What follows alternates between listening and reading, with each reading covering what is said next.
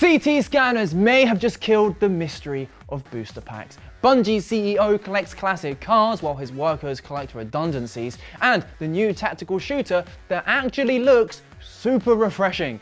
I'm Ash Dixon, and this is Ginx News.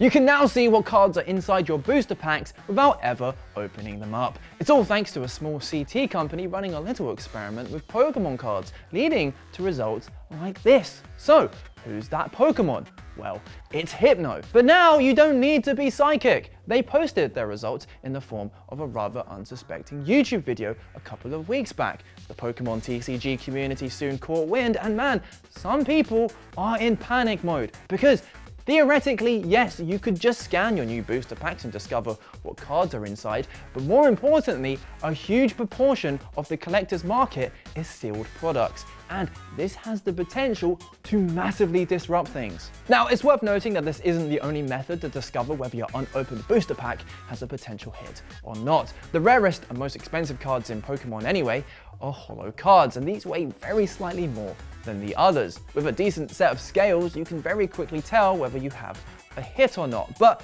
that's only half the battle. After all, a first edition Nidoking goes for like $200, while a Charizard goes for $2,200. Oh, and if that thing is a PSA 10, well then it's silly money. Now, modern packs counteract this by adding code cards for the online version of the TCG, which subtly vary in weight. But to be honest, the most valuable cards are in those old classic packs anyway. And that's where industrial inspection comes in. Their CT scanner compiles 3D models of items using a series of 2D X-ray slices. And it's these slices that you can sift through to look at individual cards. Now, by no means does it give you a clear picture, but for those sweet holo cards, it's often enough to see the outline of a design and therefore deduce which Pokémon it is. And here's what's crazy. The technology is so precise, it looks like you can actually scan entire booster boxes. Not only does this have the potential to massively disrupt Pokémon collecting, but pretty much all trading cards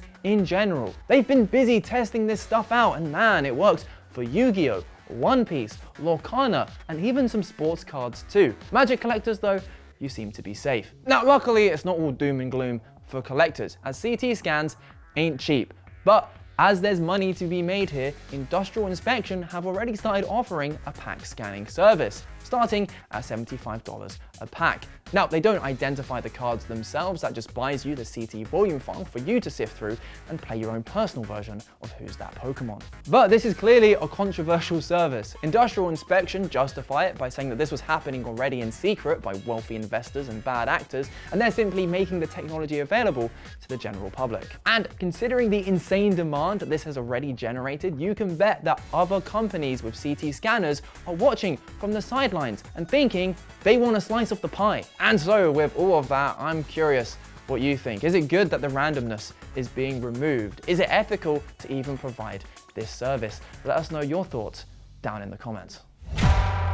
Bungie has been hit with over 200 layoffs, all while their CEO collects millions of dollars worth of classic cars. Now, we all know that the industry is in a dire state right now, and layoffs have become a tragic yet common reality. But man, do these Bungie cuts epitomize everything wrong with the gaming industry. On Wednesday, the Destiny developer announced their plans to lay off 220 staff, or roughly 17% of the studio. It's worth noting that back in October, they already cut around 100 employees.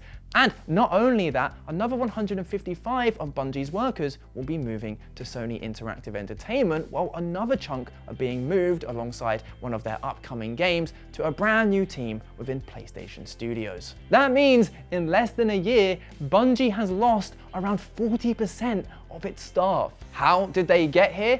Incompetency and greed from its leadership, most notably its CEO, Pete Parsons. In the same letter announcing the layoffs, it explains how Bungie massively overexpanded, attempting to develop 3 AAA games all at the same time, which seems like a ridiculously risky idea until you adopt the mindset of a greedy exec.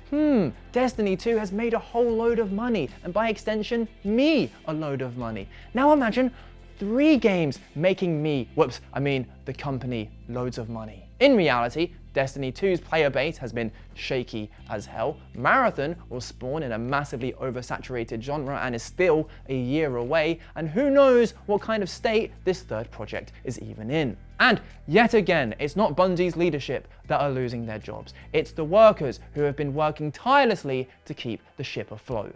And even more salt is being poured into the wound due to Pete's vile greed. He's won 25 classic car auctions in just 2 years. Seriously, look at this list. And that's just the public ones we know about. But sorry guys, good luck keeping your homes and feeding your families due to my mistakes. And people are rightfully pissed. So what did Pete do? Well, the cowardly thing of putting his socials on private. Ironic coming from the guy with "Be brave" in his bio. And man, it's depressing hearing from the people who've been let go. Former Bungie worker Sam tweeted out, "Coward, you did this.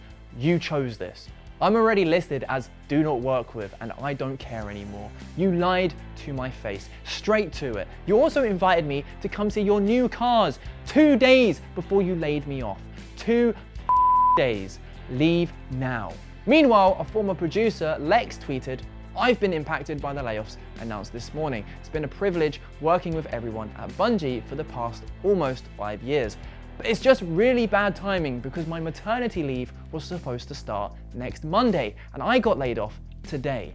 Ain't that fun? Yet another reminder of the absolute evil that spawns from corporate greed. As always, let us know how you're reacting to the news. What do you think needs to be done to stop such awful practices within the industry? Do let us know your thoughts in the comments. It's time for the quick fire round. And first up, oh my god, a new tactical shooter that doesn't look dead on arrival. Playtests have started for Spectre Divide, and man, its unique gimmick is actually looking extremely fun. Basically, the teams are only 3v3, but everyone has 2 bodies. Of course, you can only control one at a time, meaning you want to set up your second body in tactical positions, ready to swap out when needed. It's ADS focused, it looks polished, and hell, I totally vibe with the Borderlands aesthetic. Alex took part in the playtest, so if you want to read more, you can check out her full article down in the description. Next up, translucent controllers are back thanks to Microsoft. They've just announced the Sky Cypher Special Edition Xbox controller, and man, I'm feeling all warm and nostalgic inside. It makes me think back to my clear purple Game Boy Color back when I was a kid, when I'd play Pokémon Gold for hours and name all my Pokémon Zoo, as it was the only word that I could spell. Boy, it was great